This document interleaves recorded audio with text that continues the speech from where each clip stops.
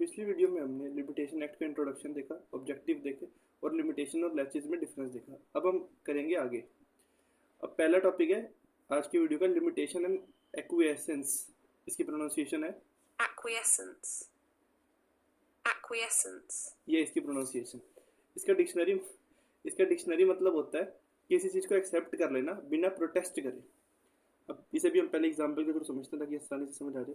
Limitation का तो वही मतलब है, एग्जाम्पल है कि अगर एक पर्सन को प्रॉपर्टी रिलेटेड सूट फाइल करना था क्योंकि उसे प्रॉपर्टी रिकवर करनी थी, मुझे प्रॉपर्टी का कब्जा लेना है, मुझे उसके लिए सूट फाइल करना है।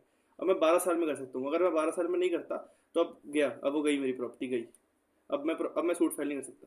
If a person is entitled to file a suit for property recovery within 12 years they must file suit within this period. अगर वो सूट फाइल नहीं करते तो अब बाहर रह जाएगा लिमिटेशन एक्ट का। अब एक्विएसेंस का एग्जाम्पल क्या है? If a land owner does not object to neighbours encroachment on their property for years. तुम्हारा पड़ोसी तुम्हारे घर में घुस गया, कई साल से रह रहा है वो, और जो तुम्हारा पड़ोसी है वो उस घर में इंप्रूवमेंट भी कर देता है। द कोर्ट में व्यू दिस एज एक्विएसेंस, मतलब तुम्हारी एक्सेप्टेंस मानेगी कि तुम्हारी तरफ से एक्सेप्टेंस होगी क्योंकि तुमने कुछ करा ही नहीं, आगे से प्रोटेस्ट नहीं करा।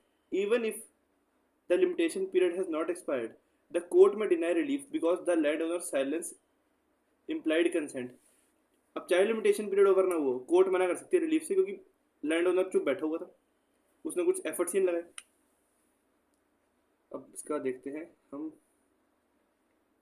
मतलब refers to statutory time period within which a person must, ये तो हमने पहले कर ही दिया था। पहले एक्विएसेंस का देखते हैं। Refers to a parties passive acceptance और implied consent to the actions of another. It is an equitable concept that implies a party has by their conduct accepted or permitted certain actions and has therefore lost the right to challenge them later। कि party ने अपने inside implied consent से या passive acceptance से दूसरे के actions को हाँ कर दी है। It is an equitable concept, ये इक्विटी पे बेस्ड है। That implies a party has bye there conduct द्वारा, कोई कुछ करा ही नहीं तुमने, तो तुम्हारा कंडक्ट था कि तुमने कुछ नहीं करा, तुमने उसकी हरकतों को एक्सेप्ट कर लिया है, परमिट कर लिया है, और अब फिर तुम बाद में चैलेंज नहीं कर सकते। Legal foundation. Limitation act is based on statute primary limitation act 1963 which prescribe specific time period for various types of legal actions. ठीक है, इसका क्या मतलब है? Based on equitable principle not statute, कोई इसका स्टैट्यूट नहीं है पर इक्विटेबल बेस्ड है। Courts interpret acquiescence through a parties conduct over time rather than a defined statutory period. Party के कंडक्ट के हिसाब से कोर्ट इसे देखती है, ना कि कोई टाइम के हिसाब से। Nature of defense. Limitation is a statutory defense where a court must dismiss a suit if it is filed beyond the limitation period, even if the defendant does not raise the issue। ठीक है, court खुद से मना कर देगी तुम्हें कि भाई अब तुम्हें हम सूट को डिसमिस करें क्योंकि तुम लिमिटेशन पीरियड के बाद में आ रहे हो, चाहे डिफेंडेंट कुछ बोले ना बोले। Acquiescence an equitable defence that must be specifically raised by defendant. Defendant को बोलना है कि इसने तो कुछ करा ही नहीं था इतने टाइम से, ये तो चुप बैठा हुआ था। Showing that the plaintiff actions, या फिर कुछ नहीं करा और लैक देयर ऑफ, या तो कुछ करा है कुछ करा ही नहीं, इंडिकेटेड एक्सेप्टेंस और लैक ऑफ ऑब्जेक्शन। तो उसकी हरकत, उसके एक्शन से लग रहा है कि उसने एक्सेप्ट कर लिया, या उसके ना करने से लग रहा है कि उसने ऑब्जेक्ट नहीं करा। Applicability applies broadly to legal action in civil suits and specific criminal cases, ये जो पहले भी बताया था, where a defined statutory period governs the right to initiate proceedings। Acquiescence applies mainly in cases involving equitable relief, जैसे injunction और specific performance.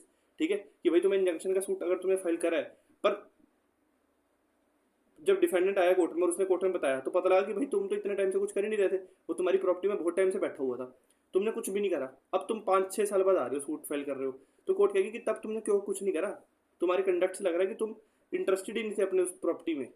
Where the plaintiff delay and apparent acceptance of the situation affect their legal right. Effect on rights. Once the limitation period expires, the legal right to bring the claim is extinguished and cannot be revived. Acquiescence does not extinguish the right, but makes it inequitable to enforce it. The court may deny relief due to plaintiff's implied consent or inaction, especially if it is caused prejudice to the other party। इसका मतलब ये है कि इस limitation act में तो एक time के बाद तुम लीगल राइट कोर्ट में लेके नहीं आ सकते, तुम कोर्ट में सूट फाइल नहीं कर सकते। ठीक है, इसमें क्या होता है कि कोर्ट प्लेंटिफ को रिलीफ देने से मना कर सकती है, में लिखा हुआ कर सकती है मना रिलीफ देने से, अगर तुमने वो टाइम तक कुछ नहीं करा। बातें वही सारी घूम फिर के हो रही हैं कि भाई तुम्हें कुछ करना चाहिए था, क्योंकि जिसका नुकसान हो रहा होता है ना वो कोर्ट में भाग के जाते हैं। अगर तुम कोर्ट में नहीं जा रहे भाग के, तुम शांति से बैठे हुए हो और तुम्हें कई टाइम बाद याद आ रहा है, तो कोर्ट मना कर सकती है। ठीक है, ये कोई स्टैचुटरी लॉ नहीं है, ये कहीं लिखा नहीं हुआ है क्वेश्चंस, पर ये खुद ही कुछ चीज़ होती है ना, हर चीज़ लिखने की जरूरत नहीं होती ना। ये लिखा नहीं है, पर ये ह्यूमन बिहेवियर है कि अगर किसी का सच में राइट वायलेट होगा तो वो कोर्ट में भागता हो जाएगा। अगर तुम्हारी प्रॉपर्टी में कोई मान लो ट्रेसपासर घुस के आके बैठ गया और वो कई सालों से बैठा हुआ है और तुम कुछ नहीं कर रहे, और तुम फिर बाद में कई सालों बाद इंजंक्शन का सूट डालते हो कि इसे प्रॉपर्टी से निकाल दो, तो कोर्ट तुम्हें मना कर सकती है रिलीफ देने से। यहाँ पे मे है, मना कर सकती है। In summary, limitation is a strict statutory time bar, while acquiescence is a flexible, equitable doctrine based on plaintiff's conduct. अब जो जो अपना लिमिटेशन एक्ट है, ये रेट्रोस्पेक्टिव इन नेचर है। Generally procedural laws retrospective in nature ही होते हैं। ठीक है, रेट्रोस्पेक्टिव का मतलब क्या है? Example, imagine a law is amended on 1 January 2023, reducing the limitation period for a specific type of case from 5 साल टू 3 साल। अब पहला सिनेरियो क्या है? A person cause of action arose on 1 January 2020।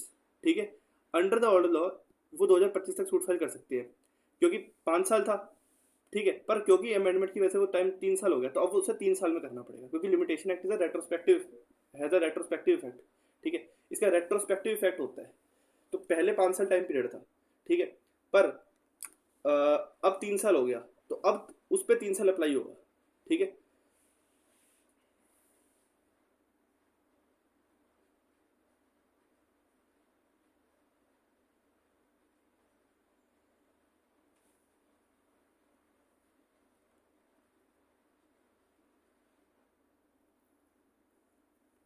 यही बात है। अब जो लिमिटेशन एक्ट है ये लेक्स फोरी है। लेक्स फोरी का मतलब क्या है? एग्जाम्पल के तो समझते हैं। मान लो मैंने कॉन्ट्रैक्ट में एंटर करा अमेरिका में, तो कॉन्ट्रैक्ट का जो लॉ है वो अमेरिका का लगेगा, जनरल रूल ये है। ठीक है, और जो प्रोसीजरल लॉ है, अच्छा मैंने कॉन्ट्रैक्ट एंटर करा अमेरिका में और मैंने सूट फाइल करा इंडिया में आके, तो प्रोसीजरल लॉ जो है, क्योंकि limitation act is a procedural law, तो इंडिया का लिमिटेशन एक्ट अप्लाई होगा, पर कॉन्ट्रैक्ट के प्रिंसिपल्स हम वहाँ के फॉलो कर सकते हैं। Suppose a person from country A files a lawsuit in country B over a breach of contract. The contract is governed by the laws of country A, क्योंकि कॉन्ट्रैक्ट ए कंट्री में बना था कि, तो मतलब सब्सटेंटिव लॉ जो है, जो राइट्स देते हैं ना किसी को, वो सब्सटेंटिव लॉ होता है। तो कंट्री ए के सब्सटेंटिव लॉ लगेगा, पर क्योंकि सूट बी कंट्री में फाइल करा है, तो प्रोसीजरल लॉ कि एविडेंस किस तरीके से प्रेजेंट करा रहेगा, लिमिटेशन पीरियड कितना होगा, सीपीसी। ठीक है, सीपीसी से प्रोसीजरल लॉ नाम में ही है, प्रोसीजर कोड, तो वो इंडिया का फॉलो होगा। ठीक है, सिंपल सी बात है ना, बड़ी आसानी हो जाएगी ना। अब अगर हम मान लो अमेरिका का प्रोसीजर फॉलो करेंगे, कितना मुश्किल हो जाएगा। वहाँ की सब्सटेंटिव लॉ जो है वो फॉलो करना आसान है, वो ईजी है, पर वहाँ का अगर हम प्रोसीजर फॉलो करना जाएंगे, खुद सोचो, वहाँ का प्रोसीजर फॉलो करना आसान है कि सब्सटेंटिव लॉ फॉलो करना आसान है? Obviously procedural law. तो लेक्स जो प्रोसीजरल लॉज होते हैं वो जनरली वो होते हैं क्या कहते हैं, उसी कंट्री का फॉलो होता है जहाँ पे सूट फाइल करा है। ये आप लोग पढ़ लेना, वही वाली बात लिखी है जो मैंने बताई है।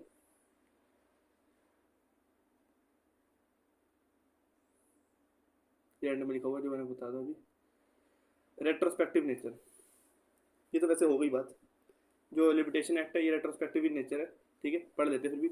As a general rule, a procedural law like limitation act applies to ongoing cases और situation at the time it takes effect. For example, if a case was time barred under the old limitation act 1908, the new limitation act 1963 does not revive that case.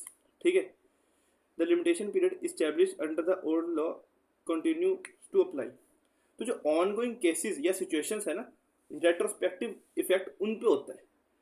कोई चीज़ अगर ख़त्म ही हो गई है उस पर नहीं होता retrospective effect। मान लो लिमिटेशन एक्ट जो पुराने वाला था 1908 वाला, उसके हिसाब से एक आदमी सूट फाइल कर ही नहीं सकता, पर नया एक्ट के हिसाब से वो कर सकता है। पर क्योंकि अब उसका सूट तो ऑनगोइंग है ही नहीं ना, वो तो खत्म ही है, वो तो रिवाइव ही नहीं हो सकता, क्योंकि एज पर पुराना लिमिटेशन एक्ट वो नहीं कोर्ट में सूट फाइल कर सकता। तो जो ऑनगोइंग केसेस या सिचुएशंस होती है ना, उस पर ये वाली बात अप्लाई होती है कि रेट्रोस्पेक्टिव इन नेचर है, कि कोई केस चल रहा है और लिमिटेशन पीरियड 5 साल से 3 साल हो गया, तब ये वाली बात अप्लाई होती है कि रेट्रोस्पेक्टिव इन नेचर है। पर अगर वो चीज़ ही खत्म हो गई है फिर नहीं होता। अब अगला paragraph, section 27 goes beyond merely, एक मिनट हो जाता है। Section 27 goes beyond merely barring the remedy. It extinguishes the right itself in certain cases. ये जो एडवर्स पोजीशन वाला कंसेप्ट है कि कहीं कोई बंदा तुम्हारी प्रॉपर्टी में बहुत टाइम से रह रहा है और तुम कुछ नहीं कर रहे तो एक टाइम बाद वो प्रॉपर्टी का ओनर बन जाएगा। इसका थोड़ा एक कॉम्प्लिकेटेड कंसेप्ट है, बट मैंने सिंपल भाषा में समझाने की कोशिश करी। Giving the opposing party title to the property, ठीक है। This means that once limitation period has expired, not only is the right to sue barred but the actual right.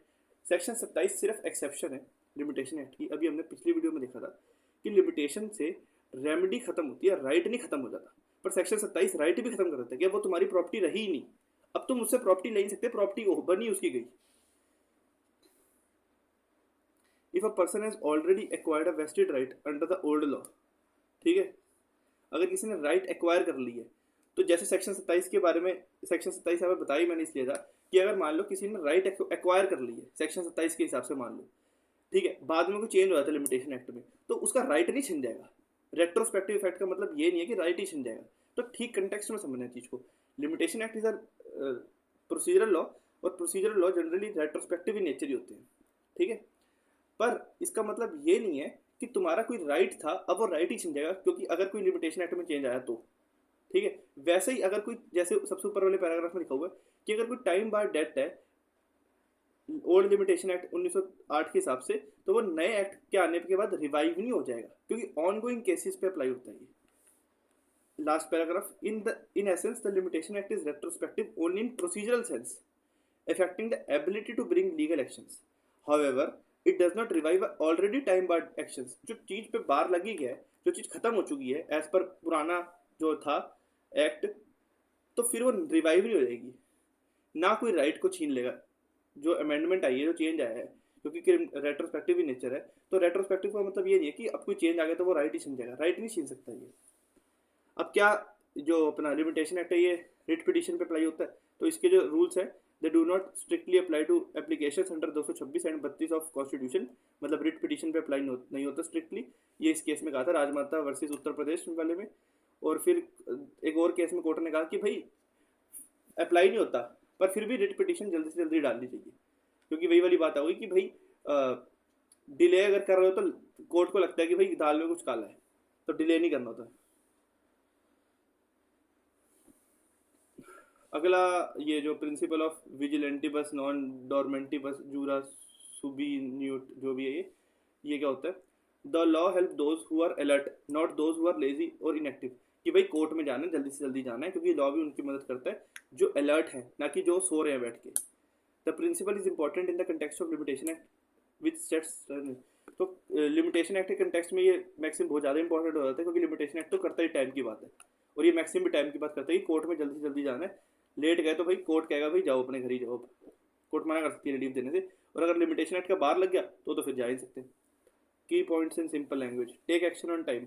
The idea is that if you believe you have a legal issue और right to claim something, you need to act quickly. The law expects you to be proactive and not wait too long. Simple language here. Limitation periods. The limitation act specifies how long you have to file different types of lawsuits. For example, if you have a contract dispute, you may have 3 years to file a case. If you don't file within that time, you lose the right. मतलब तुम court में जा सकते हैं। Consequences of delay. अगर delay हो गया, अगर लिमिटेशन एक्ट का बाहर लग गया तो नहीं जा सकते। हाँ, राइट खत्म नहीं हो जाएगा, पर कोर्ट में नहीं जा सकते, रेमेडी खत्म हो जाएगी। एग्जाम्पल है तो पढ़ लेना, कुछ नहीं, ईजी है। क्रिमिनल प्रोसीडिंग, मैंने पहले ही बताया था क्रिमिनल लॉ पे लिमिटेशन एक्ट अप्लाई नहीं होता, क्योंकि 2 रीज़न है। पहले तो no period of limitation runs against the state. जो क्रिमिनल ऑफेंस है वो स्टेट के अगेंस्ट हो रही है ना, एक आदमी ने मर्डर करा, स्टेट के अगेंस्ट ऑफेंस है ये, तो स्टेट के अगेंस्ट कोई लिमिटेशन पीरियड रन नहीं करता। दूसरी बात, एक ऐसे सोचो, एक आदमी ने मर्डर करा, मान लो लिमिटेशन पीरियड मर्डर का हो जाए 10 साल, एग्जाम्पल है, तो वो 10 साल तक छुपता रहेगा पुलिस से, 10 साल के बाद आ जाएगा सबके सामने कि कोई अब मुझे अरेस्ट कर नहीं सकता, क्योंकि लिमिटेशन पीरियड खत्म हो गया। तो ये भी एक रीज़न है। इससे रॉन्ग डूअर्स जो है, जो ईवल डूअर्स है, वो इनकरेज होंगे कि भाई हम अपने को कुछ साल तक छुपा लेते हैं और उसके बाद तो हमें हमारा कोई कुछ कर नहीं सकता। तो ये हो गया हमारा खत्म, ये वाला जो PDF है। मैं PDF का लिंक डाल दूंगा उसमें डिस्क्रिप्शन में, पहले तो देखना पड़ेगा डालते कैसे। Thank you.